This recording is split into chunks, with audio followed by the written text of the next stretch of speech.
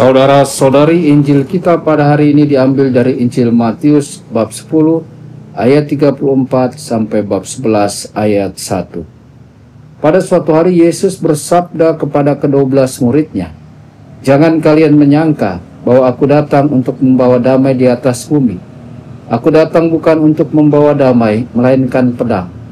Sebab aku datang untuk memisahkan orang dari ayahnya, anak perempuan dari ibunya, menantu perempuan dari ibu mertuanya, dan musuh orang ialah seisi rumahnya. Barang siapa mengasihi bapa atau ibunya lebih daripadaku, ia tidak layak bagiku. Dan barang siapa mengasihi putranya atau putrinya lebih daripadaku, ia tidak layak bagiku.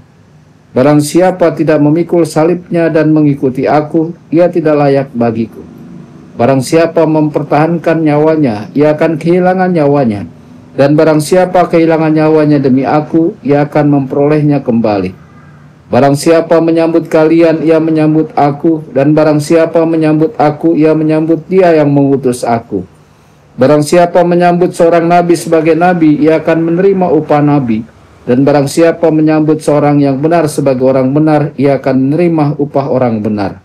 Dan barang siapa memberi air sejuk secangkir saja kepada salah seorang yang kecil ini, karena ia muridku, aku berkata kepadamu, sungguh ia takkan kehilangan upahnya."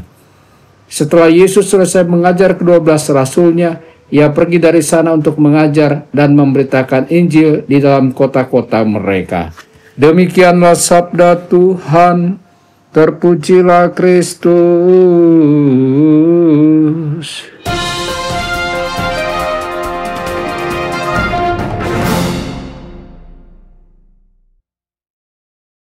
Dalam nama Bapa dan Putra dan Roh Kudus. Amin. Saudara dan saudari terkasih dimanapun Anda berada, jumpa lagi dengan saya Romo Tedens dalam saluran Warta Kabar Sukacita. Semoga Anda semua dimanapun berada senantiasa dalam keadaan sehat dan bahagia. Saudara-saudari, kalimat Yesus dalam Injil hari ini mengusik dan menggugah kita. Aku datang bukan untuk membawa damai, melainkan pedang. Apakah Yesus tidak membawa damai? Bukankah kita memanggilnya Raja Damai? Bukankah damai adalah buah dari kasih dan buah dari Roh Kudus? Benar, Yesus adalah pembawa damai, tetapi bukan damai yang palsu. Yang ingin dihancurkannya adalah ketenangan semu yang membuat kita berpuas diri, merasa semuanya baik-baik saja, padahal perlahan-lahan kita mulai menjauh dari Allah. Saudara-saudari, sikap puas diri bisa sangat berbahaya. Itu seperti orang yang tidur nyenyak di rumah yang diam-diam terbakar. Kita merasa damai, tetapi sebenarnya kita dalam bahaya. Damai seperti ini bisa menyebabkan kehilangan hal-hal paling berharga dalam hidup, yakni Allah, iman, keluarga, dan martabat diri. Yesus datang untuk mengguncang kenyamanan semu ini. Ia membalikan meja-meja kehidupan kita, seperti ketika ia membalikan meja penukar uang di bait Allah. Ia menggunakan berbagai cobaan, konflik, kesulitan hidup sebagai pedang kasih-Nya untuk menyadarkan kita, membangunkan kita dari tidur rohani, dan membersihkan hidup kita dari hal-hal yang menjauhkan kita dari Allah. Saudara-saudari, apakah kita siap menerima pedang pembaharuan ini? Atau kita lebih memilih tetap dalam ketenangan palsu yang menyenangkan namun menyesatkan? Saudara-saudari, Yesus melanjutkan dengan kata-kata yang keras namun benar. Barang siapa mengasihi ayah atau ibunya lebih daripadaku, ia tidak layak bagiku. Ini bukan ajakan untuk membenci keluarga, tetapi ajakan untuk menata kembali prioritas hidup kita. Ikatan antara orang tua dan anak adalah hubungan yang paling dekat di dunia ini. Tetapi bahkan itu tidak boleh melebihi kasih kita kepada Allah.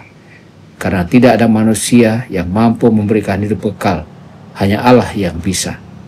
Allah tidak butuh cinta kita karena ia kekal, tetapi kitalah yang sangat membutuhkan Dia. Maka Yesus menantang kita untuk hidup dengan ukuran surgawi, bukan sekedar ukuran duniawi. Bergerak dari yang subjektif ke objektif, dari yang sementara kepada yang kekal. Saudara-saudari, sudahkah kita menempatkan Allah di atas segalanya? Atau ada hal, orang, atau kepentingan lain yang diam-diam telah menjadi Allah kecil dalam hidup kita? Kasih kepada Allah bukan berarti mengabaikan sesama.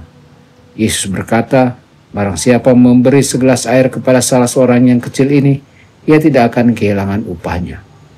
Artinya ketika kita menempatkan Allah di tempat utama, kasih kita kepada sesama akan semakin murni dan tulus.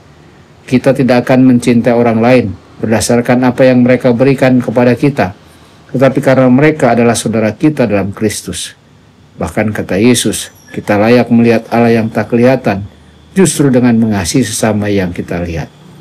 Mengasihi Allah dengan sungguh berarti memberi waktu kepada yang kesepian, memberi perhatian kepada yang terluka, memberi pengampunan kepada yang menyakiti, dan memberi hidup kepada mereka yang paling kecil dan dilupakan.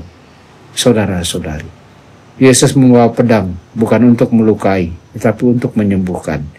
Ia membelah antara yang sejati dan yang palsu. Ia menyingkirkan hal-hal yang meracuni hati kita, dan ia memurnikan cinta kita agar layak menyambut kerajaannya. Maka hari ini, marilah kita buka hati kita, dan biarkan pedang kasih Kristus masuk dalam hidup kita, memotong egoisme kita, membersihkan kemunafikan kita, dan menata ulang prioritas kita. Agar kita sungguh-sungguh hidup, bukan dalam damai yang palsu, tapi dalam damai sejati dari Allah, damai yang lahir dari salib, dan berbuah dalam kasih kepada sesama. Tuhan Yesus memberkati Anda semua. Sabda Allah adalah kebenaran. Sabda Allah adalah kehidupan.